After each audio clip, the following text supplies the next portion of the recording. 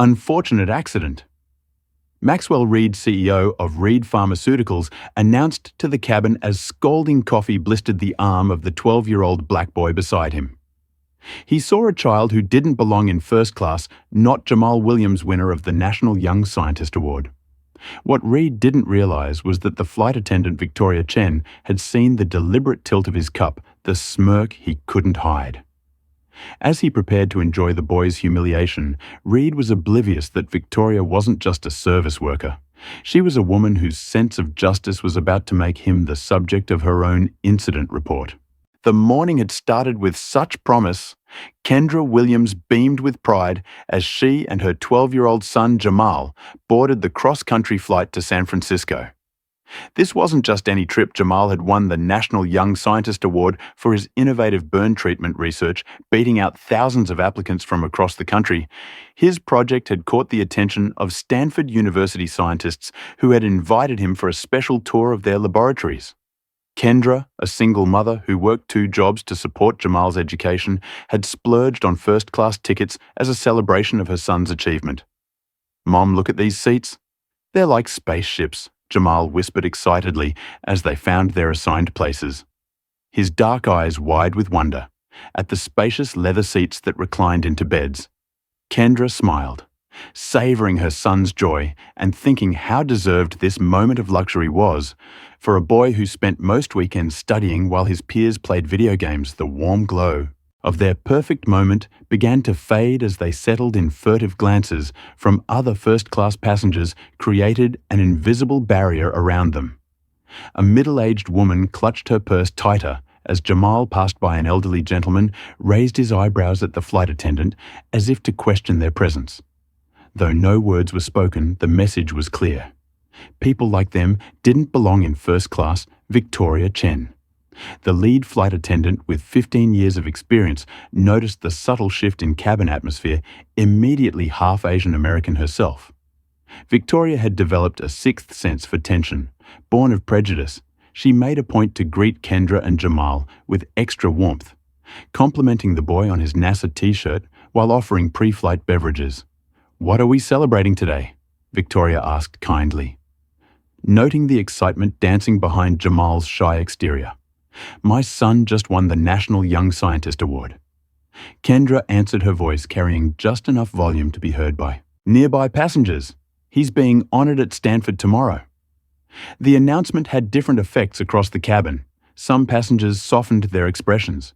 Others remained unmoved, but one man in particular seemed to bristle. Maxwell Reed, CEO of Reed Pharmaceuticals, a company known for hiking prices on essential medications, scowled from his seat across the aisle. His tall frame was impeccably dressed in a tailored suit. Despite the long flight, his silver hair perfectly coiffed his signet ring, catching the light with every dismissive gesture.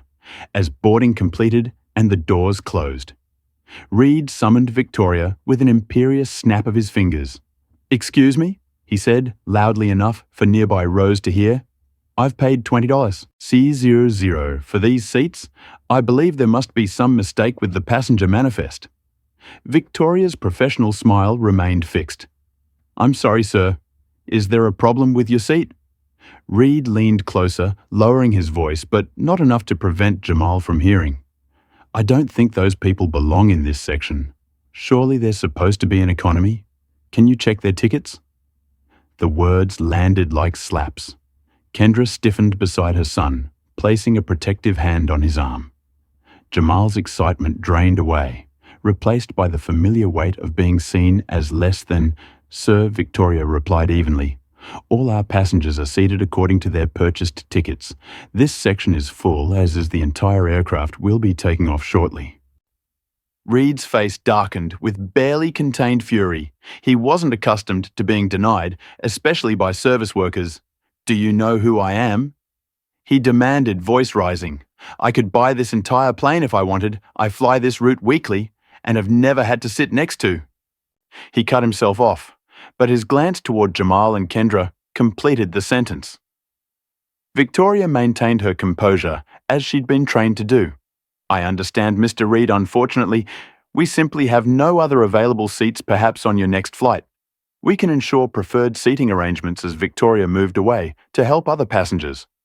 Reed simmered in his perceived injustice throughout takeoff, and the initial beverage service he made his displeasure known through loud sighs and muttered comments when turbulence caused a brief delay in service. His complaints grew louder.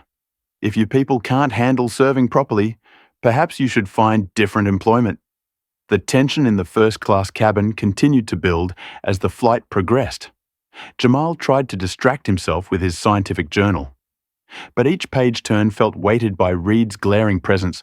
Kendra maintained dignified silence, having long ago learned that responding often made situations worse. Then came the moment that would change everything. As Victoria wheeled the beverage cart down the aisle, Reed extended his arm to request another scotch. His movement was deliberate, calculated as Victoria handed him the drink. Reed suddenly reached across the aisle, ostensibly to place his empty glass on the cart. In doing so, his full cup of scalding coffee accidentally tilted directly onto Jamal's exposed arm. Jamal's scream pierced the cabin's ambient hum. The coffee, heated to over 150 degrees, instantly burned through his thin shirt sleeve and onto his skin. Kendra lunged forward frantically, trying to wipe away the liquid, but angry red blisters were already forming on her son's dark skin. In the chaos that followed, only Victoria noticed the slight upturn of Reed's lips. Not quite a smile, but a look of satisfaction that chilled her to the core, while everyone else saw an accident. Victoria recognized the calculated cruelty for what it was. A man who couldn't tolerate a black child in his space had just used scorching coffee as a weapon, and in that moment 30 FT above the earth. Victoria Chen knew this was a line she could not allow to be crossed. Medical kit to first-class stat. Victoria's voice cut through the commotion as she snapped into emergency response mode. Her hands moved with practiced precision, applying cold compresses to Jamal's arm, where angry welts were already forming the boy's face, contorted in pain. Tears streaming silently down his cheeks as he tried desperately not to cry out again. Kendra Williams hovered beside her son, her expression a storm of fury and fear. "How bad is it?" she whispered to Victoria, trying to shield Jamal from hearing the concern in her voice. "Second-degree burns, but limited area." Victoria assessed quietly. "We'll need to keep it cooled and covered until we land. He'll need proper medical attention." Then she turned to her colleague. "Michael, bring me the burn kit from the medical supplies and notify the captain," while Victoria attended to Jamal. Maxwell Reed made a show of apologetic concern, but his words rang. "Hollow, unfortunate accident," he remarked loudly for the benefit of onlookers. "Boy shouldn't have had his arm out in the aisle when he thought no one could hear." He muttered under his breath, "Should have stayed where they belong." But Victoria heard, and so did the passenger seated behind Reed, a grey-haired woman who narrowed her eyes at the comment. With Jamal's arm temporarily bandaged, Victoria began methodically documenting the incident. She photographed the burns with the cabin's medical documentation tablet, collected witness statements from surrounding passengers, and recorded Reed's information throughout the process. The businessman's demeanor shifted from feigned concern to barely concealed annoyance. "This really isn't necessary," Reed insisted, checking his expensive watch. "It was clearly an accident. The airline's insurance will cover any little burn." Standard procedure, sir." Victoria replied, her tone professionally detached, despite the rage building inside her. "All injuries must be documented fully." Reed leaned closer, dropping his voice to a menacing whisper. "You know, I play golf with your CEO every month. James and I go way back. One call from me, and you'll be serving drinks in the regional puddle jumpers, if you're lucky enough to keep your job at all." Victoria's hand paused imperceptibly over her tablet. The threat landing precisely as Reed had intended. In 15 years of flying, she'd encountered countless entitled passengers, but there was something particularly malevolent in Reed's casual confidence. He wasn't bluffing about his connections.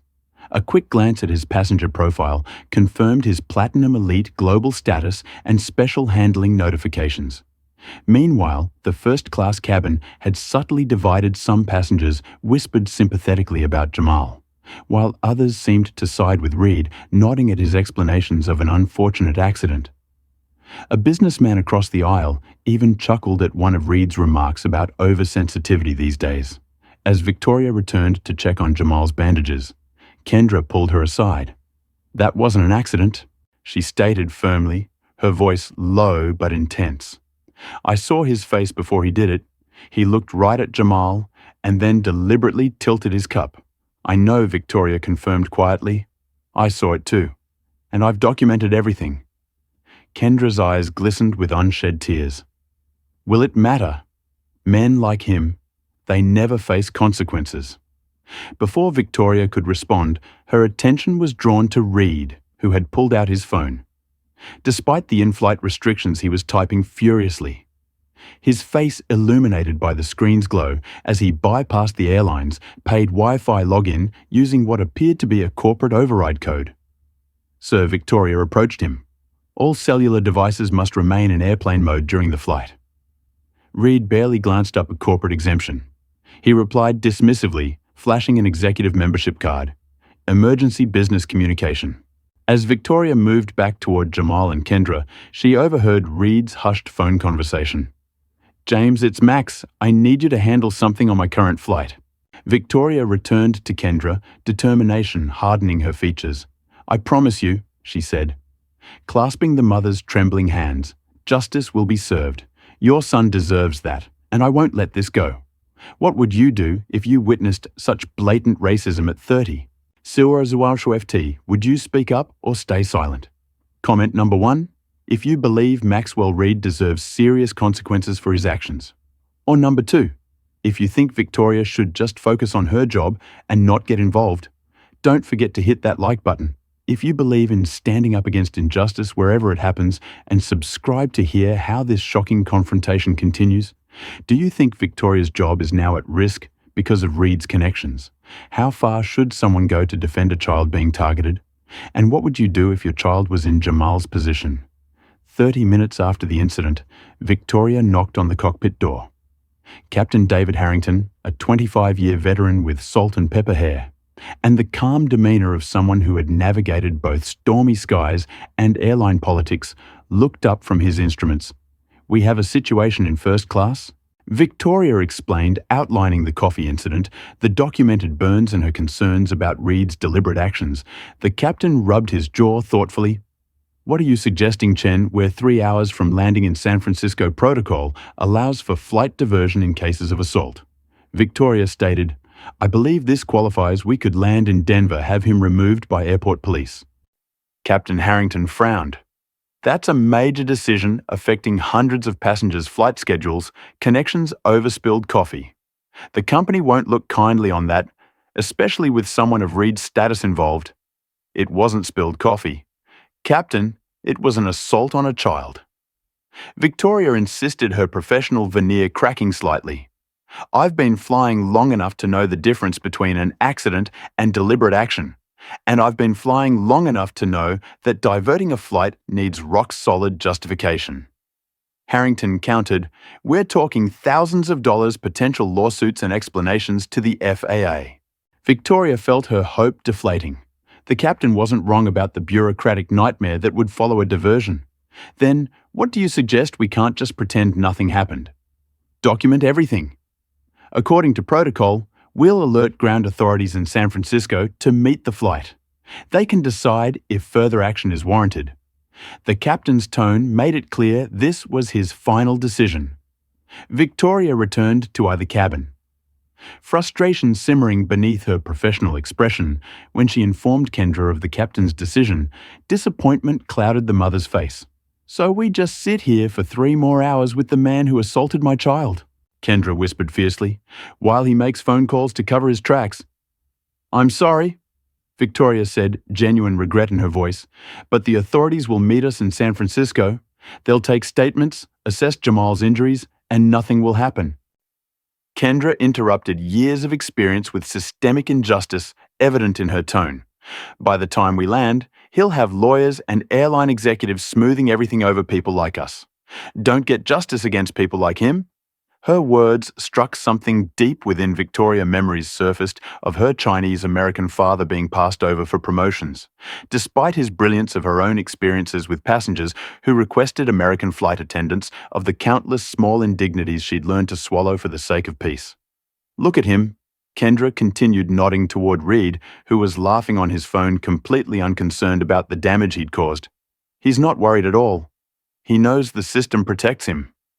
Victoria looked at Jamal, who sat silently cradling his bandaged arm, his young face trying to mask pain, both physical and emotional.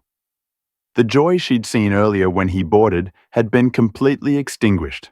In its place was a lesson no child should have to learn, that in some people's eyes, his dignity and safety simply didn't matter. Something shifted in Victoria, then a quiet but fundamental realignment of priorities. For 15 years, she'd followed company protocols, even when they contradicted her sense of justice. She'd built a career on being accommodating, on making peace, but staring at Jamal's wounded arm and wounded spirit. She knew this time would be different. "Wait here." She told Kendra, her decision made. Victoria marched to the cockpit with renewed determination this time. When she addressed Captain Harrington, her tone left no room for dismissal. "Captain, I need you to make an announcement. Maxwell Reed in seat 3C assaulted a child. He needs to be informed that authorities will meet him upon landing, and he is not to approach or communicate with the Williams family for the remainder of the flight." Harrington looked startled by her directness. "Chen, that's premature. We don't make announcements about allegations." "This isn't an allegation. I witnessed it as..." "Did multiple passengers?" "The boy has second degree burns." "This isn't about spilled coffee anymore. It's about sending a clear message that assaulting a child has consequences, regardless of who you are." The captain studied her face, seeing something there he hadn't before. After a long moment, he nodded slowly. "I'll address it, though. Not as directly as you're suggesting. I can announce that an incident report has been filed and authorities notified that should put him on notice without creating a panic." It wasn't everything Victoria wanted, but it was something. "Thank you, Captain." 10 minutes later, Captain Harrington's voice came over the intercom. "Ladies and gentlemen, this is your captain speaking. I've been informed of an incident in the first-class cabin. I want to assure all passengers that appropriate measures are being taken, and authorities have been notified to meet our aircraft upon arrival in San Francisco. We ask that all passengers remain in their assigned seats for the remainder of the flight, unless absolutely necessary. Thank you for your cooperation." The message was diplomatic, but its intent was clear. A ripple of whispers spread through the cabin as passengers speculated about the incident. Reed's face flushed with indignation. As he realized he was the subject of the announcement, Victoria felt a small victory as she watched Reed squirm uncomfortably in his seat. The smug confidence momentarily replaced by concern. Kendra gave Victoria a grateful nod, while Jamal looked up with the first glimmer of hope. Since the incident, for a brief shining moment, it seemed justice might actually prevail. The system so often stacked against people like Jamal and Kendra appeared to be working. Victoria allowed herself to believe that perhaps this time would be different, but just as Reed appeared subdued, his phone buzzed with an incoming message as he read it. The worry on his face transformed into a slow, calculating smile. He looked directly at Victoria, then at Jamal and Kendra, his expression communicating a clear message. The game was far from over. Victoria felt a chill run down her spine. Whatever was on that message had restored Reed's confidence. The battle for justice at 30,000 FT had only just begun, and the next move would not be hers. To make the aircraft had just passed over the Rocky Mountains when Victoria's company phone buzzed with an urgent message call operations control center. Immediately her stomach tightened. Direct calls from OC mid-flight rarely brought good news stepping into the crew galley. She dialed the secure line flight attendant, Chen reporting Chen. "This is Executive Vice President Lawrence Thornton." The voice carried the unmistakable weight of senior management. Victoria's grip on the phone tightened. "EVIPs didn't make routine calls to flight attendants. We've received concerning reports about a situation on your flight." Thornton continued, his tone measured but cold. A misunderstanding with one of our most valued global elite members. Maxwell Reed Victoria's professional training kicked in. Despite her shock, "Sir, with respect, this wasn't a misunderstanding. Mr. Reed deliberately poured hot coffee. I know a child in first class. The victim has second-degree burns that I've documented according to protocol. Captain Harrington has approved notifying authorities upon landing. That's precisely why I'm calling." Chen Thornton's voice hardened. "Reed has been flying with us for 20 years. He's responsible for over $15 million in corporate accounts. His version of events describes an accident that's being blown out of proportion." "Sir, I witnessed it directly. This was no accident. Your perception is noted." Thornton dismissed. "But the situation requires immediate correction. You will issue a formal apology to Mr. Reed for the misunderstanding. The captain will rescind his announcement about authorities. This incident will be handled." Internally after landing, Victoria struggled to maintain her composure. "Mr. Thornton, there's a 12-year-old boy with serious burns. His mother wants to press charges, as is her right. Let me be exceptionally clear." Chen Thornton's voice dropped dangerously. "Your 15-year career with this airline hangs in the balance. Reed is personal friends with our CEO. How do you think this ends for you? If you pursue this vendetta, the threat hung in the air. Nakedly transparent, yet devastatingly effective. Victoria thought of her mortgage, her mother's medical bills that her airline insurance helped cover the years she'd invested. Building her seniority. The choice is simple. Thornton continued into her silence. Resolve this diplomatically or clear out your locker when you land. Do we understand each other?" After the call ended, Victoria leaned against the galley wall, nausea rising in her throat. The system she'd trusted throughout her career had just revealed its true face. Profit and power would always matter more than justice. She returned to the cabin to find Captain Harrington already there. Speaking with Reed in hushed, apologetic tones, the captain caught her eye briefly, a mix of resignation and shame crossing his features before he looked away. "Ah, here she is now," Reed announced with theatrical magnanimity as Victoria approached. "I believe you have something to say to me, don't you?" Every eye in first class turned toward Victoria. Kendra watched in growing horror, sensing what was happening. Jamal, his arm still bandaged, looked confused by the shift in dynamics. Mr. Reed Victoria began each word tasting like ash on behalf of the airline.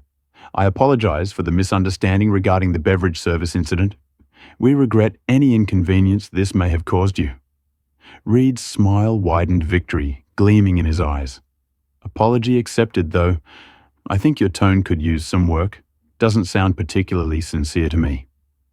He turned to Captain Harrington. "Don't you agree, Captain? Perhaps Miss Chen needs additional customer service training." Captain Harrington cleared his throat uncomfortably. "I'll also be making a follow-up announcement to clarify the situation," he said, avoiding Victoria's gaze. "No authorities will be involved. This has all been an unfortunate misunderstanding." The betrayal was complete. Victoria stood frozen in professional purgatory, required to smile while justice was dismantled before her eyes. Worst of all was catching Jamal's expression, the dawning realization that even with his injury clearly visible, even with multiple witnesses, the system would not protect him against someone with money and power. Reed wasn't finished with his victory lap. Standing up, he addressed Kendra directly. "I believe you and your son are in my preferred seats. I've arranged with the captain to have you moved. These are our assigned seats." "Gosh," Kendra protested, disbelief coloring her voice. "We're not moving." Captain Harrington intervened, his discomfort evident but commitment to his orders clear. "Mrs. Williams, to avoid further misunderstandings, we think it's best if you and your son relocate to these seats in the rear of first class." He gestured to seats near the galley. Technically still first class, but clearly less desirable. "This is insane," Kendra said, her voice rising. "My son was assaulted, and now we're being punished." "Mom, it's okay," Jamal whispered, his young voice carrying a resignation. "No child should know. Let's just move. I don't want more trouble."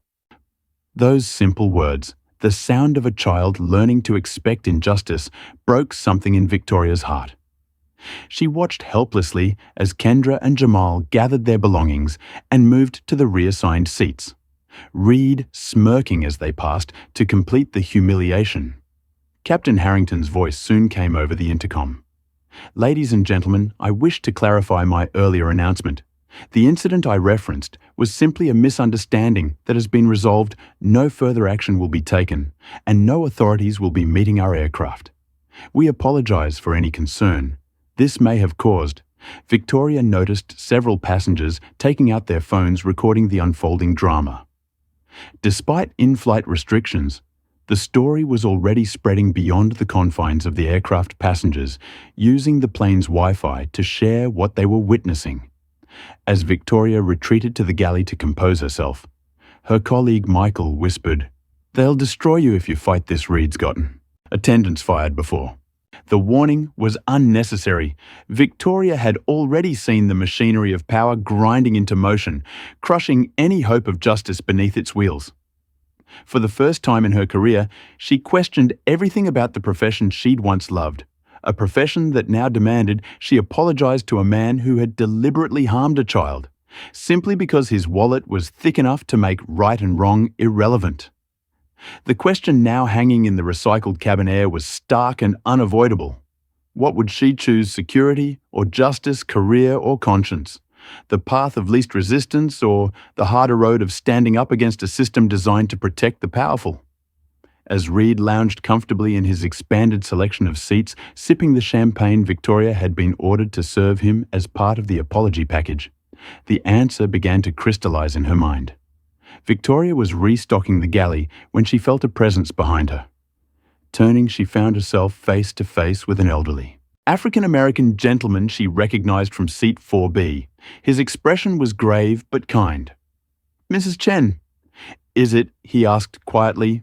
"My name is Marcus Washington. I couldn't help but observe what happened earlier.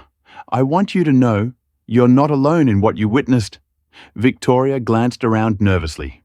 "Mr. Washington, I appreciate your concern, but the situation has been resolved, according to company policy." Marcus smiled knowingly. "I've heard that phrase before. Resolved, according to policy, usually means justice has been sacrificed for convenience." He handed her a business card. "I'm a retired civil rights attorney. Spent 40 years fighting cases exactly like this one." Victoria stared at the card, then back at the man's weathered face. There was something in his eyes, a lifetime of battles, both won and lost. What that man did to that child was assault. Marcus continued in a low voice, "And what your company is doing is covering it up. Both are illegal, regardless of how much money is involved." Before Victoria could respond, another passenger approached the grey-haired woman who had been seated behind Reed. "I recorded everything," she whispered fiercely. "That man muttered racial slurs before he accidentally spilled his coffee. I got it all on my phone within minutes." What had begun as a private conversation expanded to include 5 passengers, all speaking in hushed tones in the galley area. A tech executive who had witnessed the incident, a nurse who had helped examine Jamal's burns and confirmed their severity, a college student who had already tweeted about the incident using the flight's Wi-Fi. We can all provide statements. The grey-haired woman who introduced herself as Dr. Alelenar Simmons, a sociology professor, insisted that boy deserves justice. While this impromptu alliance formed in the galley, Victoria noticed a similar division happening among the cabin crew. Michael and 2 other attendants kept their distance, clearly fearing association with Victoria's situation. But Sophia, a newer flight attendant with less to lose, quietly joined the conversation. Reed's done this before. Sophia revealed 3 months ago on a flight to London he harassed a Muslim family until they asked to be moved. Nothing happened to him. Then either, as their numbers grew, so did Victoria's courage. What had seemed like an isolated battle suddenly felt like something larger. She wasn't just fighting for Jamal anymore, but against a pattern that had been allowed to continue unchecked. Marcus took charge, with the natural authority of someone who had spent decades in courtrooms. "First, we need to ensure all evidence is preserved. Everyone with recordings. Email them to yourselves immediately. As backup those who witnessed the incident. Write down your observations now. While they're fresh, Victoria's professional training weared with her growing resolve. I could lose my job for this, she admitted. You could also lose yourself, if you don't do what's right. Marcus replied simply, I've seen what happens when good people stay silent. The cost is always higher than they expect. Their strategy session was interrupted by a commotion in the first class. Cabin Reed had moved from his seat and was standing over Kendra and Jamal, his imposing figure casting a shadow over them. You really should control your social media, young man. Reed was saying, his voice falsely pleasant but threatened with menace. Spreading lies online can have serious consequences. Defamation is a serious legal matter. Victoria hurried over. Sir, please return to your seat. FAA regulations require passengers to remain seated except when accessing the lavatories. Reed barely acknowledged her. I'm simply having a conversation about proper online etiquette. Apparently someone has been posting inflammatory content about me. Victoria glanced at Jamal's phone and saw he had indeed been documenting his experience, including photos of his burned arm. The boy's fingers trembled as he clutched his device. My son has every right to share his experience, Kendra stated firmly, though Victoria could see fear beneath her brave front. Reed wasn't just an unpleasant passenger anymore. He was actively intimidating a child who had already been injured. The standoff was interrupted by the captain's voice on the intercom. This is Captain Harrington. I've been informed that an air marshal is present on today's flight and is monitoring the cabin situation. All passengers are reminded to remain in their assigned seats and follow crew. Instructions. Reed's expression flickered. The first hint of uncertainty Victoria had seen air marshals carried federal authority, that even his connections couldn't easily override. He retreated to his seat, but not before giving Victoria a glare that promised consequences back in the galley. Marcus was skeptical. Air marshal announcement? That's unusual, Victoria explained in a whisper. There's no air marshal on board. The captain's creating a deterrent. It was a small act of rebellion from Harrington, not enough to truly challenge the airline's decision, but at least an attempt to maintain order for the remainder of the flight. The brief respite gave Victoria a chance to check her company phone. What she found confirmed her worst fears: an email from Executive Vice President Thornton documenting her insubordination and false accusations against a valued customer. More disturbingly, she discovered that Lawrence Thornton and Maxwell Reed weren't just business acquaintances, they belonged to the same exclusive golf club and had regular weekend tea times. The corruption ran deeper than she had imagined. Meanwhile, Marcus was organizing their growing group of allies. When we land, things will happen quickly. They'll try to separate all of us before statements can be taken. We need to be prepared. What can we actually accomplish? The tech executive asked if the airlines already closed ranks. Marcus's expression was grim, but determined. They're expecting the usual playbook: intimidated witnesses, isolated victims, buried incident reports. We're going to give them something else entirely as the alliance solidified their plans. Reed watched suspiciously from his seat, making call after call. Victoria noticed how other first-class passengers had begun to physically distance themselves from him. A subtle but significant shift in the cabin's power dynamics. For the first time since the incident, Victoria felt something close to hope. Yes, the system was powerful, designed to protect people like Reed. But systems were made of people, and people could choose differently.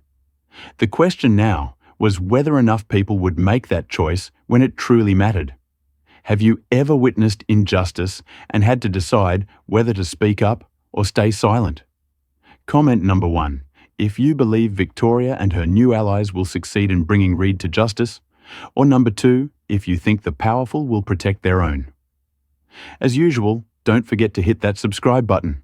If you believe in standing together against bullying and discrimination, what would you risk to defend someone who couldn't defend themselves?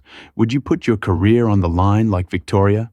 And what do you think will happen when this flight finally lands in San Francisco? Will Reed's connections shield him from consequences, or will justice finally catch up to him? The captain's voice crackled over the intercom, announcing their final descent into San Francisco International Airport. For most passengers, it signaled the welcome end to a 5-hour flight for Victoria, Kendra, Jamal, and their newfound allies. It meant the moment of truth was approaching. Remember, Marcus whispered to their group during final preparations, "Stay together when we deplane, strengthen numbers, document everything." Victoria's company phone buzzed with a message from ground operations security team assembled at gate for incident resolution. Her heart lifted momentarily. Perhaps the system would work after all. Perhaps the authorities really would meet the flight as originally planned as the aircraft taxied to the gate. Victoria caught Reed checking his watch impatiently. His earlier confidence had turned to nervous energy, evidenced by his continuous glances toward the exit. Whatever calls he'd made during the flight, whatever strings he'd pulled, he seemed eager to see their results. The seatbelt sign dinged off. Victoria stood at the front of the cabin, reciting the standard deplaning announcement with a professionalism that masked her churning emotions. As first-class passengers began gathering their belongings, she scanned the jet bridge through the now open aircraft door, expecting to see airport police or airline security. The bridge was empty, except for a single airline representative holding an iPad. Reed noticed too. His tense expression relaxed into a smirk as he collected his carry-on from the overhead compartment. "Excellent service today," he said loudly enough for the entire cabin to hear. Despite certain misunderstandings, Victoria exchanged alarmed glances with Marcus, who had positioned himself near the front to exit immediately after Reed. This wasn't right. Where were the authorities who were supposed to meet the aircraft? As Reed approached the door, Victoria made a split-second decision. "Sir, Ground Operations has requested that you wait for assistance before deplaning." It was a lie, but it might buy them precious minutes to figure out what had happened to their promised security team. Reed's mask of civility slipped. "Get out of my way," he growled. "All pretense abandoned, your little power trip is over, Stewardies."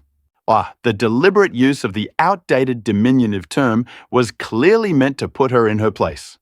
Victoria stood her ground. "Sir, I cannot allow you to deplane until let him pass." Flight attendant Chen, the command came from behind her. Victoria turned to find a man in an airline management uniform standing in the Jet Bridge Regional Director, Samuel Phillips, known throughout the company as the cleaner for his ability to make problematic situations disappear. So this passenger deliberately assaulted a minor. Victoria protested. "We were told authorities would meet the aircraft. That matter has been resolved." Phillips stated flatly. "Step aside." Reed's triumphant expression as he brushed past Victoria spoke volumes. He paused briefly beside Jamal and Kendra, who were now standing in the aisle with their belongings. "Valuable lesson today, kid." He said with mock sincerity, "The world works differently for important people. Remember that Marcus stepped forward. I have documented evidence of assault and racial harassment. I demand to speak with airport police." Phillips regarded the elderly attorney with practiced indifference. "Sir, please continue to the terminal with the other passengers. This is an internal airline matter." As Reed disappeared down the jet bridge with Phillips escorting him, Kendra frantically searched her phone. "The video I took right after it happened. It's gone." Her voice rose in panic. "I had clear footage of him, admitting it wasn't an accident. It's been deleted somehow." Victoria felt cold dread wash over her. Reed's connections had clearly reached further than she'd anticipated.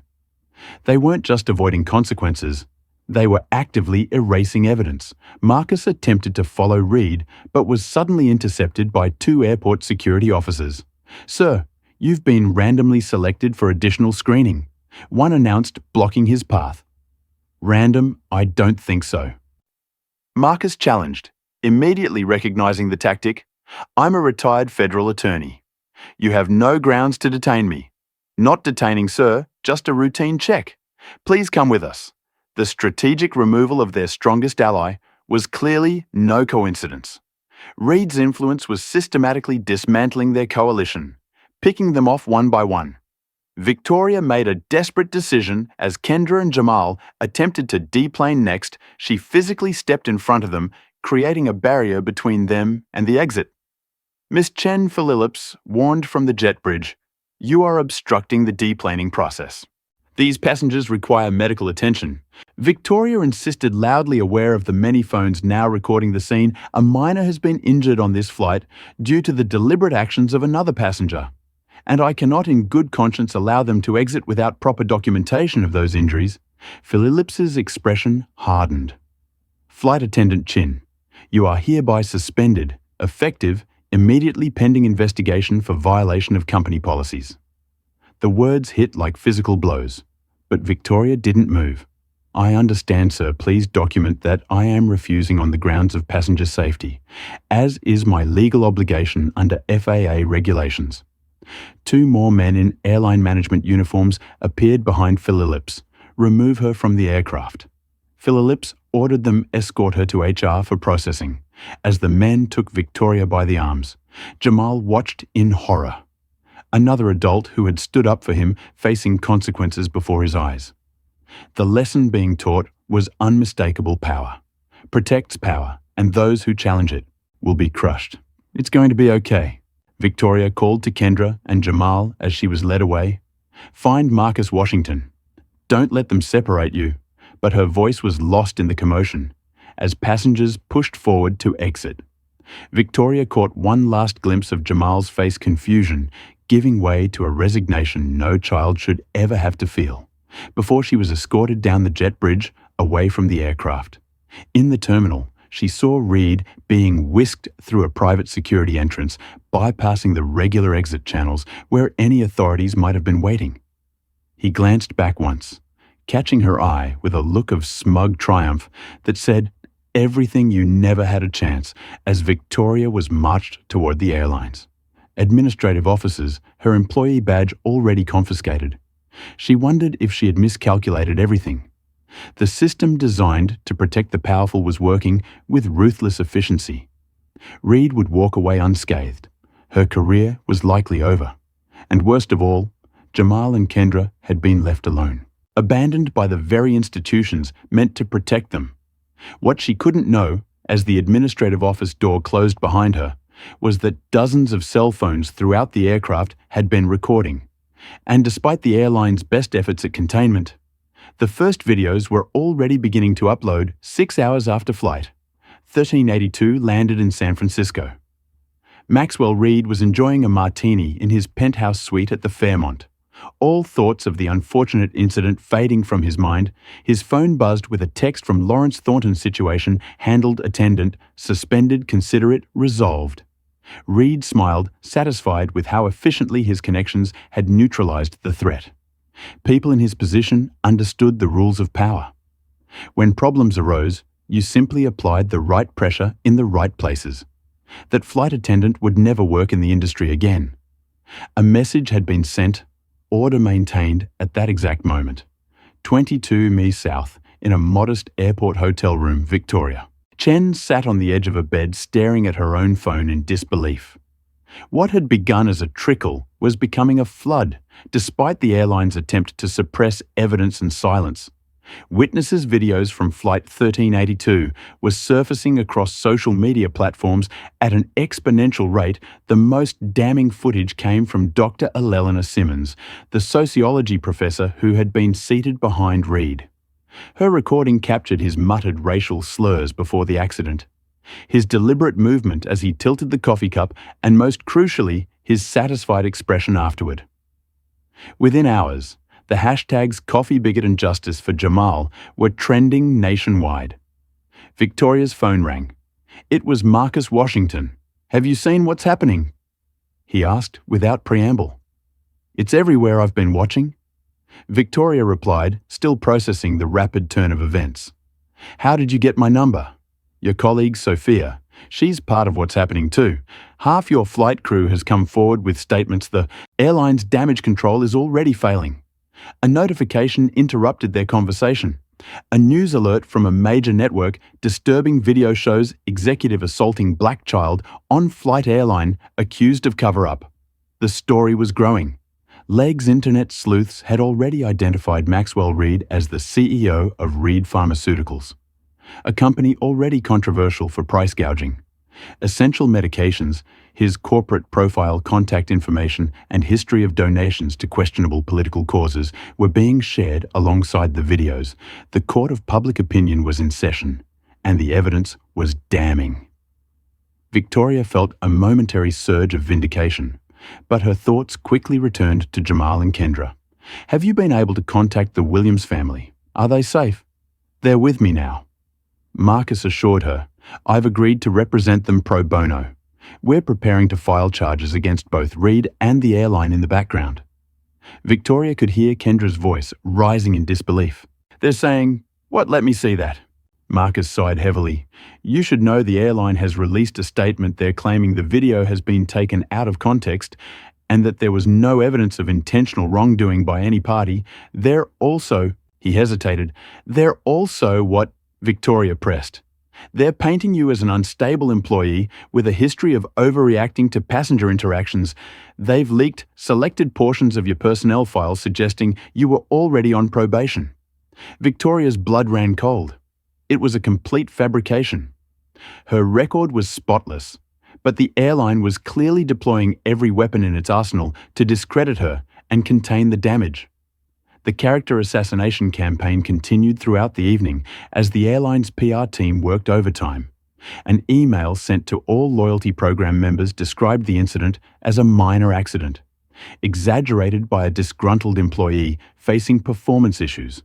Victoria's 15 years of exemplary service were being erased and rewritten in real time. Meanwhile, Reed mounted his own counter-offensive by morning. He had appeared on a sympathetic news program portraying himself as the victim of a cancel culture witch hunt. It was a simple accident in a turbulent flight. He explained to the nodding host, "Now my family is receiving death threats because some people decided to turn this into a racial issue. Everything has to be about race these days." The interview might have been effective damage control a decade earlier, but in the age of ubiquitous video and instant fact-checking, Reed's version of events collapsed under scrutiny. Side-by-side comparisons of his claims versus the footage revealed discrepancy after discrepancy. His carefully crafted image as a philanthropic business leader was rapidly unraveling for Jamal. However, the viral attention brought unexpected consequences. When he returned to school the following week, he found himself at the center of unwanted attention. Some students expressed support, but others, particularly those whose parents had shared Reed's interview, repeated the businessman's talking points. "My dad says your mom is just trying to get money." One classmate told him during lunch, he says, "People always play the race card to get rich." The cruel words hit harder than the coffee burn had. Jamal, a child who had only wanted to celebrate his scientific achievement, was now being forced to defend his basic humanity. Against adult narratives he barely understood, Kendra faced her own battles. 3 days after the incident, she received a call from her employer. "We need to discuss your recent absences." Her supervisor began, though Kendra had followed all proper procedures for taking time off. The message was clear. The attention she was bringing was unwelcome by week's end. Her hours had been mysteriously reduced for Victoria. The professional assassination was swift and thorough. Her suspension became indefinite. Leave pending investigation. Airline human resources refused to meet with her. Former colleagues stopped returning her texts, fearful of association. The mortgage payment on her condo loomed with no paycheck in sight to cover it yet. Despite the personal costs, the tide of public opinion continued to turn in their favor. Aviation blogs published whistleblower accounts from other airline employees describing similar incidents and cover-ups. Customer service representatives reported unprecedented cancellations of loyalty memberships. The airline stock price dipped as investors worried about potential lawsuits and boycotts. Reed Pharmaceuticals' board of directors released a carefully worded statement expressing concern about the allegations while announcing their CEO would temporarily step aside while the matter is investigated. Reed's carefully constructed world was showing its first cracks. Marcus Washington had seen this pattern before powerful interests using their resources to outlast public outrage. "They're betting on the news cycle moving on," he explained during a strategy session in his office. They have deeper pockets and can afford to wait until the world gets distracted by the next controversy. Victoria looked at Jamal quietly, drawing in a corner of Marcus's office. The boy's arm was healing, but something in his eyes had changed, a weariness that hadn't been there before the cosmic injustice of it all hit her. A child's sense of safety and worth in the world had been damaged, perhaps, permanently, and the system was still working overtime to protect his abuser. "So what do we do?" Kendra asked, exhaustion evident in her voice. "They're still trying to make this go away." Marcus straightened in his chair, the fire of 40 years of civil rights battles lighting his eyes. "We don't let it go away. We build a case so strong, with evidence so clear, that no amount of money or influence can bury it." As they strategized late into the night, what none of them could have anticipated was that the airline's internal investigation was actively destroying evidence that would have supported their case, deleting emails, editing records, and pressuring witnesses to change their statements. The system was closing ranks, determined to protect itself at all costs. The conference room in Marcus Washington's law office had become their war room. Maps, timelines, and witness statements covered the walls. 3 weeks had passed since Flight 1382, and while public interest remained surprisingly strong, they were now facing the grinding machinery of the legal system. "They've filed a motion to dismiss," Marcus announced, tossing a thick legal document onto the table. "And Reed's team has countersued both of you for defamation, seeking $10 million in damages." Victoria and Kendra exchanged alarmed glances. The countersuit was a classic intimidation tactic designed not necessarily to win, but to deplete their resources and resolve. Can they do that? Kendra asked, fear evident in her voice. "We barely have enough for rent since they cut my hours. How am I supposed to fight a $10 million lawsuit?" "It's a pressure tactic," Marcus assured her, though concern lined his face. "They're hoping we'll settle quickly and quietly. Unfortunately, they've drawn Judge William Montgomery, which complicates matters. What's wrong with that judge?" Victoria asked. Marcus's expression darkened. "Montgomery has received substantial campaign contributions from businesses affiliated with the airline industry. He's also a member of the same golf club as Reed and several airline executives." The deck was being stacked against them in ways both obvious and subtle. Victoria had discovered that every job application she submitted to other airlines mysteriously went nowhere. Her exemplary employment record had been effectively poisoned. It hadn't taken long to learn that her landlord was planning to raise her rent dramatically, forcing her to consider relocating just as their legal battle was beginning. Another common tactic to disrupt plaintiffs. "There's more?" Marcus continued reluctantly. The airline's discovery response omitted key evidence. No existed the captain's original incident report, the first officer's statement, the unedited footage from the cabin cameras, all mysteriously unavailable or corrupted. Kendra rubbed her temples, the constant stress visibly wearing on her. "So they're destroying evidence now. Isn't that illegal?" "Technically, yes. Practically, it's nearly impossible to prove without whistleblowers or internal documentation," Marcus explained, "and they're being careful to maintain plausible deniability." Victoria thought of her former colleagues, many of whom had privately expressed support, but remained publicly silent. Fear was a powerful motivator, especially when mortgages and family health care hung in the balance. "What about Jamal's medical records?" Victoria asked. "Those burns were documented at the hospital." Reed's team is arguing the burns were minor and could have resulted from any hot liquid accident. They've hired a medical expert willing to testify that the injuries are consistent with an unintentional spill. During turbulence, the conversation paused as Jamal entered the room. At 13, he was too young to be burdened with the full weight of their legal challenges, but old enough to sense the gravity of the situation. The once exuberant boy had grown quieter. In recent weeks, his science teacher had reported his participation in class had declined dramatically. "Mom," he said softly, "Coach Peterson said I might lose my spot on the science team if my grades don't improve." The words hung in the air like an indictment of the entire system. A brilliant young mind was being dimmed by the trauma of both the original incident and the crushing machinery that had activated to deny him justice. Kendra pulled her son into a tight embrace. "We'll figure it out, baby, I promise." But the worry in her eyes betrayed her uncertainty. That afternoon brought another blow.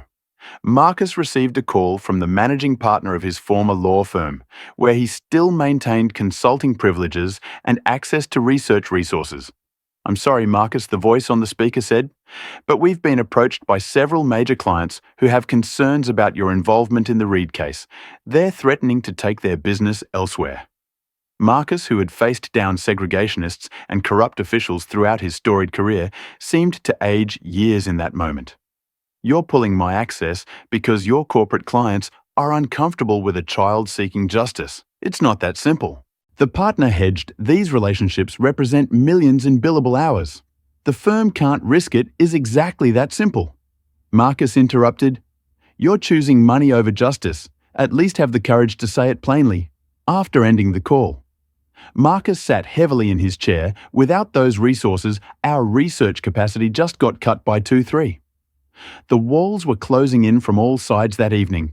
Judge Montgomery issued his first substantive ruling denying their motion to expedite discovery and granting the defense extra time to prepare their case. The delay tactic was transparent, designed to increase their financial strain and hope they'd abandon the fight. As Victoria drove home that night, her phone rang with an unknown number. The voice that came through her car speakers sent a chill down her spine. "Chen." Maxwell Reed said smoothly, "I think it's time we had a direct conversation." Victoria nearly swerved off the road. "How did you get this number that's not important? What matters is that this situation has gotten out of hand, and it's time for reasonable people to find a reasonable solution." "There's nothing reasonable about assaulting a child," Victoria replied, her knuckles white on the steering wheel. Reed sighed dramatically. "We both know accidents happen. What's truly unfortunate is how this has been blown out of proportion. What do you want Mr. Reed to offer you a way out?" $500. The 000. Sign an NDA drop. The case make a public statement clarifying that you may have misinterpreted events, and this all goes away. You get your life back. The offer was designed to be tempting. Victoria's savings were nearly depleted. Her mortgage was already 30 days past due. The stress was affecting her health, causing insomnia and anxiety attacks. "And what about Jamal?" she asked. "What does he get?" The boy and his mother would receive a separate, generous offer. "Everyone wins this crusade you're on. It won't end well for any of you. The system isn't designed for people like you to win against people like me. That's just reality." The callous truth of his statement hung in the air. Reed wasn't just confident in his ability to prevail, he was certain of it, based on a lifetime of watching the system work in his favour. "I'll need to think about it," Victoria said, finally buying time. "Don't think too long. The offer expires in 48 hours after that.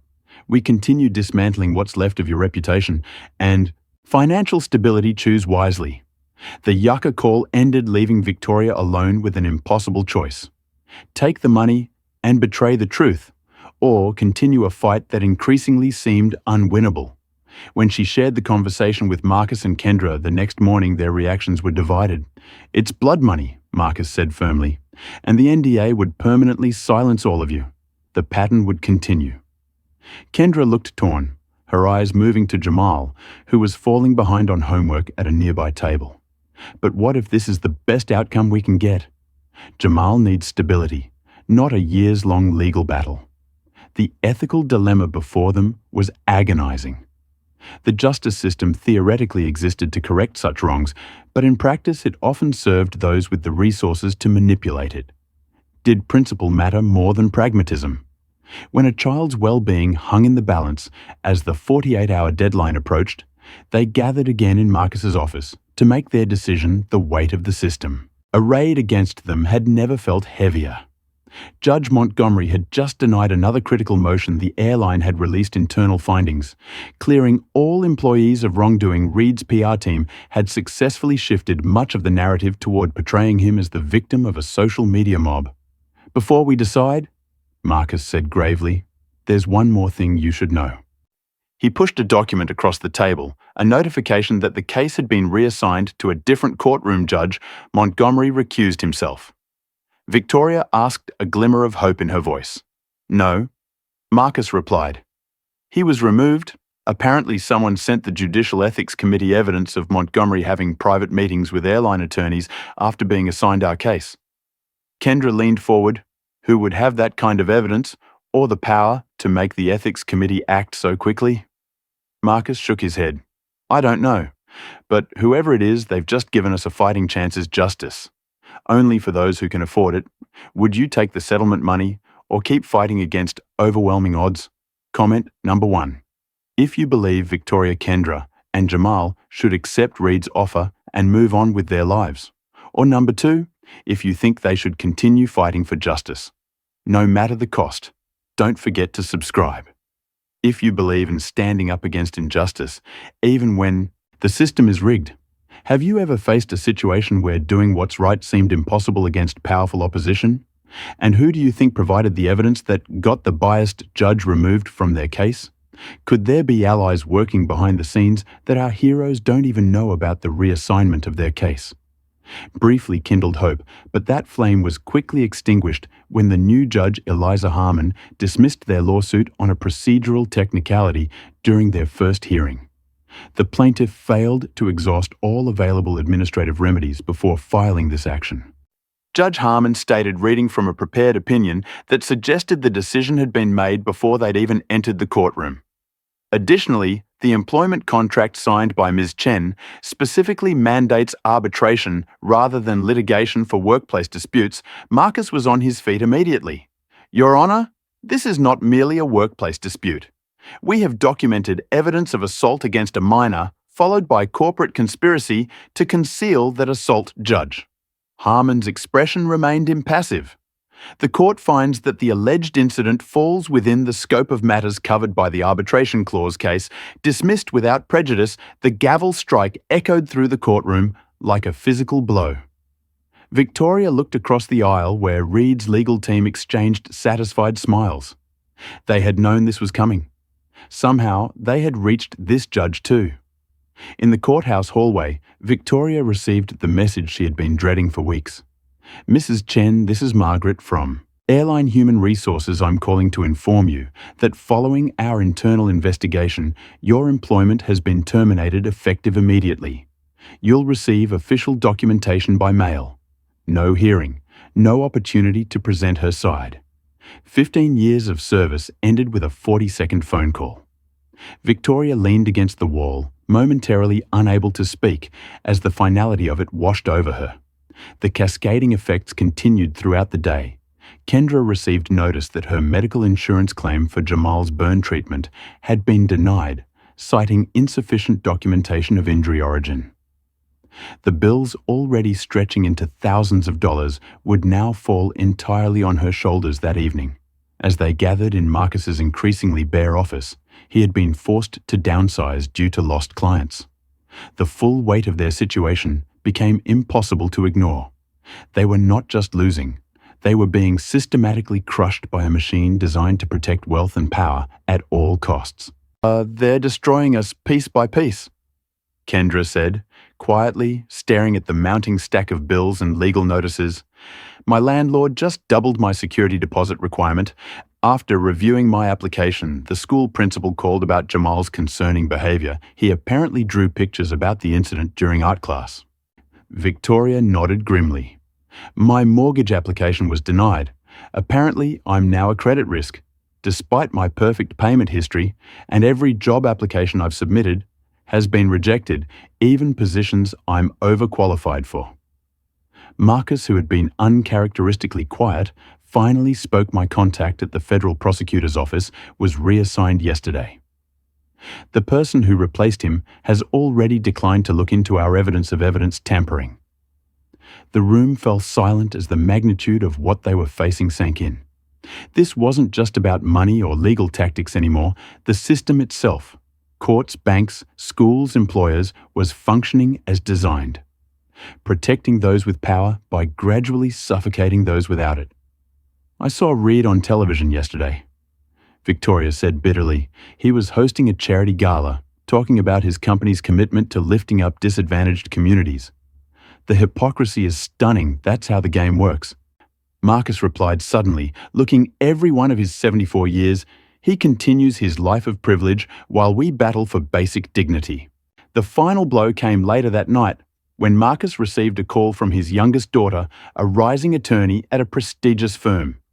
"Dad, I hate to tell you this, but my managing partner pulled me aside today. They've made it clear that my future at the firm could be compromised by my family connections to the Reed case. They're worried about losing corporate clients by association. The attack had now extended beyond them to their families. A classic pressure tactic designed to make them surrender by threatening those they loved." When Marcus relayed this news, something broke in Kendra. Tears streamed down her face as weeks of stress and fear finally overwhelmed her. Carefully maintained composure. "I can't do this anymore," she whispered, her voice cracking. "They're too powerful. Jamal needs stability, not a mother fighting an endless battle. We can't win. He's already having nightmares. His grades are falling, and now they're coming after the people trying to help us." Victoria felt the same crushing weight. Her career was destroyed. Her savings depleted, her reputation smeared across industry publications. The system had worked exactly as intended, not to deliver justice, but to protect power by making challenges to it so costly that most people would eventually surrender.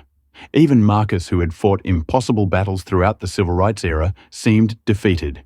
"Maybe Reed's right," he said, the admission clearly painful. "The system isn't designed for people like us to win against people like him, as if to punctuate their darkest moment." Victoria's phone buzzed with an alert. She checked it and let out a hollow laugh. Reed's company stock just hit an all-time high. His board just approved a $20 million bonus package for his exceptional leadership during challenging times. Jamal, who had been silently drawing at a corner desk, finally spoke. "So we're just giving up? They can hurt people and get away with it because they're rich." The simple question from a child's perspective cut through their collective despair, momentarily silencing the adults. What lesson were they teaching him? If they surrendered now before anyone could answer, Victoria's phone rang again. An unfamiliar number. Ordinarily, she would have ignored it, assuming it was another reporter, or worse, another threatening call from Reed's supporters. But something compelled her to answer. "Is this Victoria Chen?" A woman's voice asked quietly. "My name is Rebecca Turner. You don't know me, but we have something in common. I used to be Maxwell Reed's flight attendant on his private jet." Rebecca Turner sat nervously in Marcus's office the following morning, glancing frequently at the door, as if expecting someone to burst in her sleek corporate appearance, designer suit, perfect makeup. Contrasted sharply with the dark circles under her eyes and her constantly fidgeting hands. "I've worked for Reed Aviation Services for 6 years, she explained. "We handle private jet transportation for executives, including Mr. Reed. What happened to Jamal? It wasn't an isolated incident." Victoria leaned forward. "You've seen him do this before?" Rebecca nodded grimly. "Reed has a pattern. He's particularly cruel to service workers. He perceives as beneath him, especially people of color. I've documented incidents going back years." She placed a flash drive on the desk. "This contains flight logs, incident reports that were buried recordings from the aircraft cabin system that were supposed to be deleted. I've been collecting evidence since he reduced our flight attendant Gabriella to tears after mocking her accent. Management told her if she filed a complaint she'd be blacklisted from the industry. Why are you risking your job to help us?" Kendra asked, understandably suspicious. After so many betrayals, Rebecca's professional veneer cracked slightly. "Because when I saw what he did to your son, and then watched the company machinery activate to protect him again, something broke in me. I can't be part of this system anymore." The flash drive contained exactly what they needed: evidence of a pattern that would be much harder to dismiss as a one-time accident. But more importantly, Rebecca wasn't alone. Her call had opened the floodgates by the end of the week. Marcus's office had become a clearinghouse for testimonies from people who had encountered Reed's cruelty or witnessed the airline's discrimination. A flight attendant who had been transferred to less desirable routes after reporting a passenger's racist remarks. a baggage handler who had documented systematic mistreatment of employees of color, a former airline HR employee who had been instructed to lose certain complaint files. What had begun as an isolated incident was revealing itself to be something much larger, a systemic pattern of discrimination and cover-ups that extended throughout the industry. The underground network continued to grow. Sophia Victoria's former colleague risked her job to provide internal emails showing how the airline had deliberately manipulated the investigation. A junior analyst in the airline's legal department anonymously forwarded documents revealing the company's high V-value customer protection protocols, essentially a playbook for insulating wealthy passengers from consequences regardless of their behavior. Most surprisingly, a whistleblower from airline headquarters provided the smoking gun internal memos explicitly instructing management to discredit Victoria and pressure Kendra into accepting a minimal settlement. This is bigger than just Red now.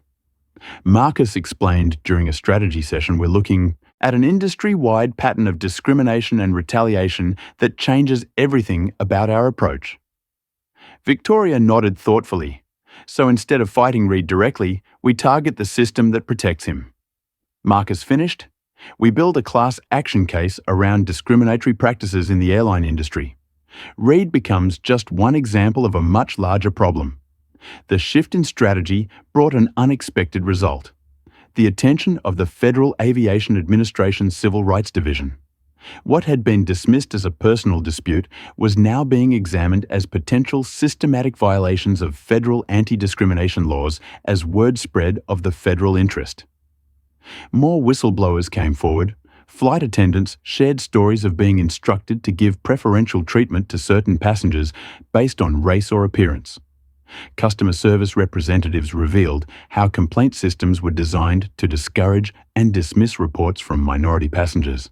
The turning point came when Jamal, initially reluctant to speak publicly about his experience, found his voice encouraged by other young people who had faced similar situations. He agreed to address a student assembly at his school. "I used to think science could solve any problem." He began shakily, his bandaged arm still visible beneath his sleeve. "But science can't fix how some people see me because of my skin color. Science can't change a system that's designed to protect bullies if they're rich enough." As Jamal continued, his voice grew stronger. He spoke not just about what had happened to him, but about the larger pattern it represented: how prejudice became policy through silence and complicity. By the time he finished, students and teachers alike were on their feet, many with tears in their eyes. Videos of his speech spread rapidly online, reigniting public interest in the case. Youth advocacy groups, organized social media campaigns, educational organizations incorporated Jamal's experience into anti-discrimination. Curricula, what Reed had intended as an act of casual cruelty, was transforming into a powerful catalyst for change. The airline, sensing the shifting winds, made another attempt to contain the damage Victoria received. An unexpected call from Human Resources. "Ms. Chen, we've reviewed your case and believe there may have been procedural irregularities in your termination. We'd like to offer reinstatement with Back A and a promotion to Senior Cabin Services Manager." The offer was substantial: double her previous salary, a prestigious position, and the restoration of her benefits. It also came with conditions. Of course, this would require you to sign a confidentiality agreement regarding all matters related to Flight 1382 and discontinue any pending legal actions. Similarly, Kendra was contacted by a senior airline executive offering a goodwill settlement of $1 million for Jamal's discomfort during the flight. The amount was far larger than any they might reasonably expect through continued litigation, particularly given the challenges they'd faced in court. The temptation was powerful. The money would secure Jamal's college education, allow Kendra to pay off medical bills, and give Victoria financial stability after months of uncertainty. All they had to do was accept the airline's version of events and agree to permanent silence. Marcus called an emergency meeting to discuss the offers. "They're scared," he explained. "The federal investigation has teeth. They'll pay almost anything to keep you from testifying. $1 million would change our lives." Kendra acknowledged the strain of months of financial pressure evident in her voice. Victoria nodded in understanding. And I could get my career back, maybe even help change things from the inside. They sat in silence, each weighing personal need against principle after everything they'd endured. No one would blame them for accepting the offers and moving on. It was Jamal who finally broke the silence. If we take their money and stop talking, what happens to the next kid or the flight attendant who stands up for them? Nothing changes, right? The simple wisdom silenced the adults in the room. Victoria looked at Kendra, who nodded almost imperceptibly. Their decision was made. They would reject the settlements and continue the fight. Not just for themselves, but for everyone. The system had silenced when news of their refusal became public. It created another wave of support. Their stand against financial coercion inspired others to come forward, further strengthening the federal case. Meanwhile, Reed's carefully constructed world was beginning to crumble. Business partners, wary of the growing scandal, began distancing themselves from his company. Leaked boardroom records revealed contentious debates about his continued leadership. The Jotka Dura boycott Reed Pharma gained traction among consumer advocacy groups, affecting stock prices and sales for the first time since that fateful flight.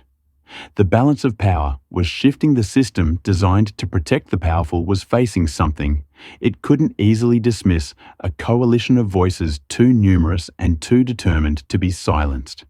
The airline's quarterly earnings call was supposed to be routine, announcing modest growth, reassuring investors about future projections, addressing minor concerns with practiced corporate optimism.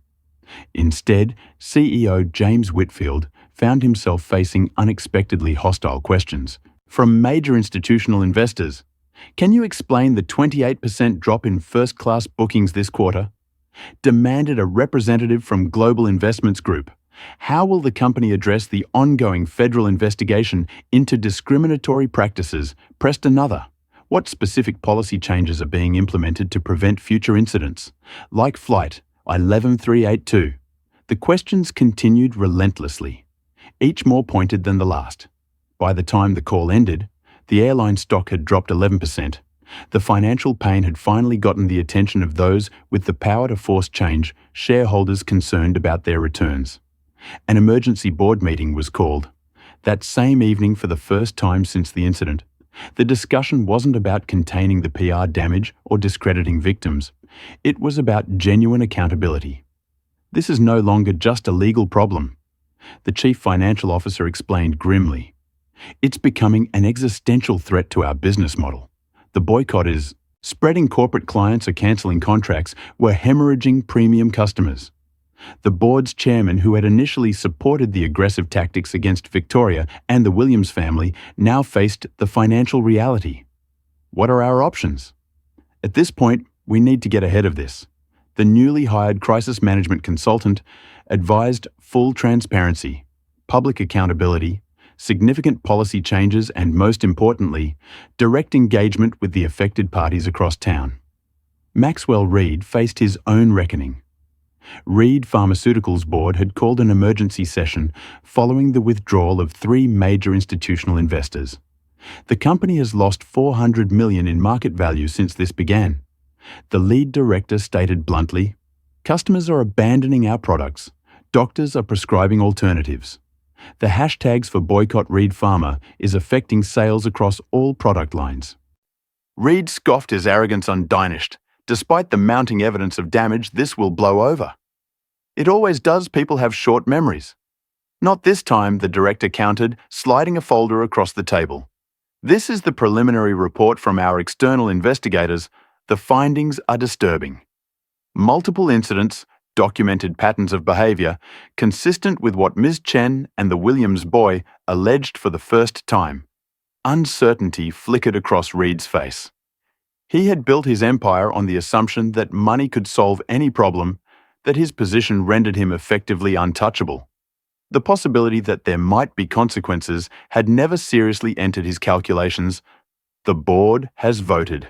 The director continued, "You're being placed on administrative leave pending the completion of the investigation. We've scheduled a press conference for tomorrow morning." Reed's carefully constructed facade finally cracked. "You can't do this to me. I built this company. I know things about everyone in this room that would destroy your careers." But his threats fell on deaf ears. The financial damage had reached a point where protecting Reed had become more costly than removing him. The system that had sheltered him for so long was now functioning to preserve itself at his expense. The following morning brought another unexpected development. Victoria, Kendra, and Jamal were startled by a knock at Kendra's apartment door. When they opened it, they found airline CEO James Whitfield himself standing there without his usual entourage of lawyers and PR handlers. "I'd like to speak with you," he said, his usual corporate confidence noticeably diminished. "All of you, not as CEO to plaintiffs, but as one human being to another." They sat in Kendra's modest living room, one of the most powerful executives in the industry, perched awkwardly on a second-hand couch across from the people his company had spent months trying to silence. "I came to apologize." Whitfield began the words clearly unfamiliar territory for him. "Not through a press release or a lawyer, but directly to you. What happened on that flight was inexcusable. How we responded afterward was worse." Jamal studied the man carefully. "Are you just saying that because people are cancelling their tickets?" The directness of the question seemed to catch Whitfield off guard. After a moment, he nodded slowly. "That's part of it. Yes, I'd be lying if I said the financial impact hasn't forced us to reconsider our position. But it's more than that." He turned to Victoria. "I've reviewed the unedited footage from the flight. I've read the original incident reports, the ones that weren't altered. There's no ambiguity about what happened. We failed you. We failed this young man, and we failed every passenger who trusts us to prioritize their safety over a wealthy customer's ego." The conversation continued for nearly 2 hours. Whitfield listened more than he spoke sometimes, visibly struggling with what he heard. By the end, it was clear something fundamental had shifted. The human cost of the corporate machinery he had helped build was finally visible to him. "I can't undo what's been done," he said finally, "but I can commit to making systemic changes, real ones, not just press release promises." Victoria regarded him skeptically. "What kind of changes? For starters, a complete overhaul of our incident reporting system with independent oversight, new training protocols focused on preventing discrimination. The immediate reinstatement of any employee who was penalized for reporting misconduct, and a request to the board to establish a passenger dignity department with actual enforcement authority." He turned to Jamal. "I'd like your input on these changes. Your perspective as someone who experienced the worst of our system failure would be invaluable for the first time in months." Jamal smiled, a genuine expression of hope that started to erase the weariness that had taken residence in his young eyes as news of the airline's dramatic shift in approach spread. Reed made one final desperate attempt to regain control of the narrative. He called a press conference without his company's approval, appearing disheveled and angry before the cameras. "This is a coordinated attack on my character and my company." He declared, his usual polish abandoned. "A flight attendant with a grudge and a family looking for a payday have manipulated the media into a feeding frenzy. I will not be cancelled by the woke mob." The rambling defensive performance only accelerated his downfall. Former employees, emboldened by his weakened position, came forward with additional allegations of abusive behavior. Business associates distanced themselves further. By day's end, Reed Pharmaceuticals board had upgraded his administrative leave to a formal suspension. Meanwhile, evidence that had been deliberately buried began to surface. An IT specialist from the airline anonymously released emails showing executives had ordered the destruction of security footage. A former Reed Pharmaceuticals executive provided documentation of previously settled harassment cases. The carefully maintained wall of silence was crumbling from within as Victoria, Kendra, and Jamal watched these developments unfold. They felt something they hadn't experienced since the incident. A genuine sense that justice might actually be possible. The system that had seemed impenetrable had begun to crack, revealing vulnerabilities they could never have exploited. "Alone? It's really happening, isn't it?" Kendra asked quietly as they watched news coverage of Reed's company stock falling for the 5th consecutive day. Marcus nodded a lifetime of civil rights battles, giving weight to his assessment. Sometimes the arc of the moral universe bends more quickly than we expect. Not often, but sometimes the congressional hearing room fell silent as Jamal Williams approached the microphone 6 months after flight. 1382, the House Committee on Transportation and Infrastructure had convened special hearings on discrimination in air travel. Jamal, now 13, had been invited to provide testimony about his experience. "My name is Jamal Williams." He began his voice steady, despite the imposing setting.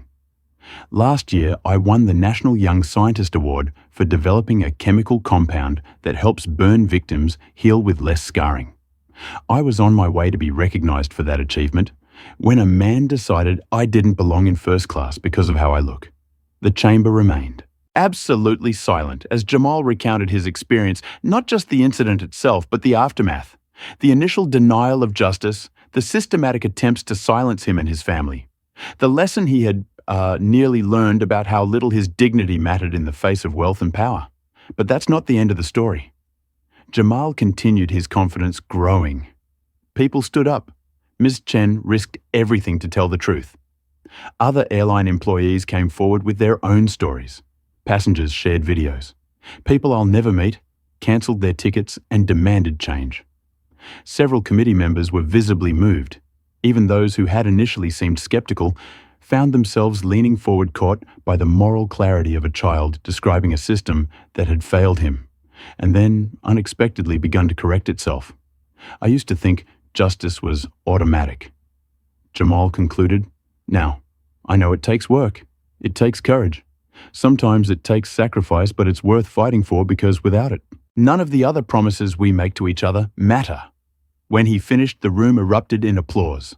Committee members from both parties pledged support for new regulations, requiring airlines to establish clear anti-discrimination policies with real accountability measures. Kendra testified next, describing the broader pattern of discrimination many travelers of color routinely experienced.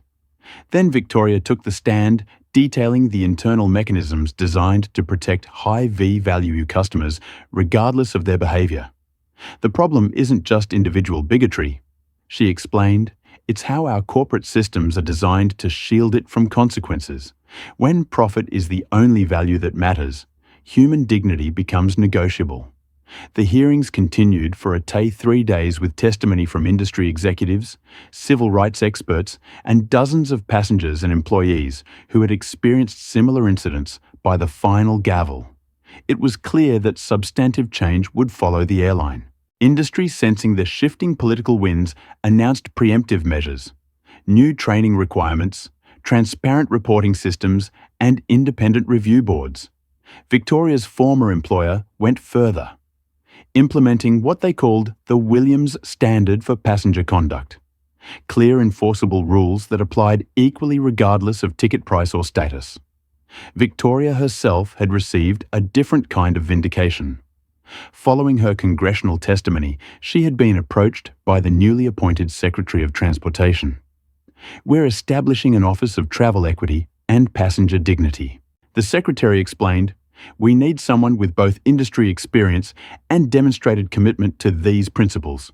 Someone who understands the system from the inside, but has proven willing to challenge it when necessary." The job offer was unexpected, but fitting a chance to transform her painful experience into structural change that would benefit millions of travelers. 3 weeks later, Victoria Chen was sworn in as the first director of the new office, with a mandate to build accountability measures that would outlast any single case or controversy. For Reed, the consequences had finally arrived. Federal investigators, prompted by evidence presented during the congressional hearings, had uncovered financial improprieties within his company. The board had unanimously voted to terminate his position. The pharmaceutical giant he had built was now being restructured under new leadership. But perhaps the most profound vindication came not through official channels, but through a different kind of justice. Reed Pharmaceuticals announced the establishment of a major scholarship program for minority students pursuing careers in medicine and science. The first recipient would be selected by a committee chaired by Jamal Williams 1 year after flight, 1382. Kendra and Jamal returned to the airport this time, accompanied by Victoria Marcus and many of the allies who had stood with them through their ordeal. They were flying to Washington, D.C., where Jamal would receive a special recognition from the American Academy of Sciences for both his research and his advocacy. The airline staff recognized them immediately, treating them with a respect born not of fear or policy, but genuine appreciation for their role in catalyzing needed change. The first-class cabin, once a site of trauma, had been transformed into a symbol of progress still unfolding. As they settled into their seats, Jamal pulled out his newest research notebook. The burn treatment formula that had won him recognition had evolved into something more ambitious, a comprehensive approach to both physical and psychological healing for trauma survivors. "Do you think he ever thinks about what he did?" Jamal asked, suddenly looking up from his notes. Do you think he understands now?" Victoria considered the question thoughtfully. Some people never truly reflect on the harm they cause, but systems can change even when individuals don't. That's why what we did matters.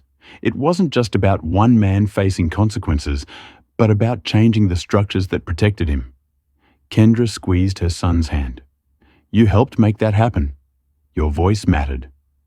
Jamal nodded, returning to his notebook with renewed focus. The experience had changed him, but not in the way Reed might have intended. Instead of learning to accept discrimination as inevitable, he had discovered his own power to challenge it.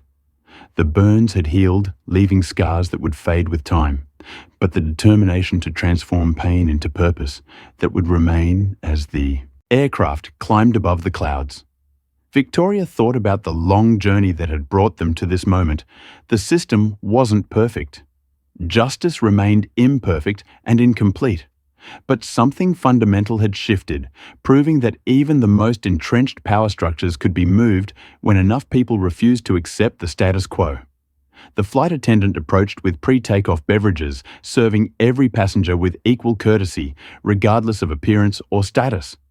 It was a small thing, perhaps, this basic affirmation of human dignity, but it represented something profound, a recognition that true justice begins with the simple acknowledgement that every person deserves to be treated with respect, that no amount of wealth or privilege justifies cruelty, and that sometimes it takes extraordinary courage to uphold these ordinary truths as they toasted their journey.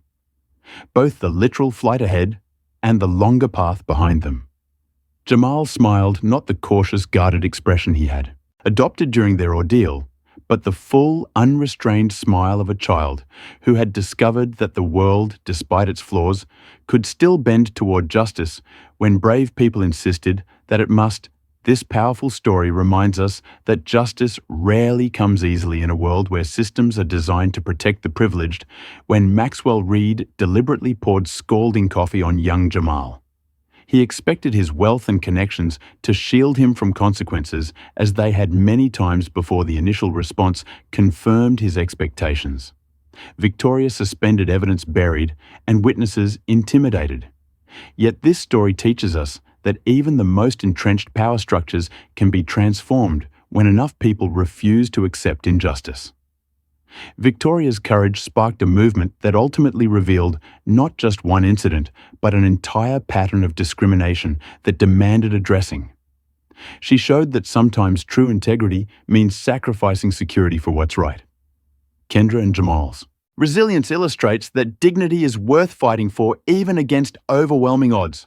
Their refusal to be silenced, despite immense pressure and tempting financial offers, created space for others to come forward with similar experiences. Perhaps most importantly, this journey reveals how systems change rarely through a single heroic action, but through the collective impact of many people making brave choices. The flight attendants who risked their jobs to provide evidence, the passengers who shared videos despite potential backlash, the corporate insiders who finally spoke truth to power. The transformation wasn't instant or perfect. It required sustained effort, strategic thinking, and willingness to face setbacks without surrendering. But it demonstrated that when ordinary people unite around fundamental principles of human dignity, they can create extraordinary change that extends far beyond a single case or incident, establishing new standards of conduct that protect not just those involved, but countless others who will never know whose courage made their journey safer. Have you ever witnessed discrimination and had to make the difficult choice between speaking up or staying silent? What would you have done in Victoria's position? Risk everything for justice or protect your livelihood? Comment below with your thoughts on how we can build more courage to stand against injustice in our daily lives. If this story of perseverance against powerful odds resonated with you, please hit that like button to help others find it. Subscribe to our channel for more powerful true stories that reveal the ongoing battles for dignity and equality. Happening all around us, share this video with someone who might need to be reminded that their voice matters even when systems seem designed to silence them. Sometimes, the most important thing we can do is refuse to accept injustice as normal. Thank you for joining us in this journey of reflection. May we all find the courage to be like Victoria Kendra and Jamal when moments of moral clarity demand difficult choices. Remember, justice isn't automatic. It requires brave people willing to stand for what's right, even when it's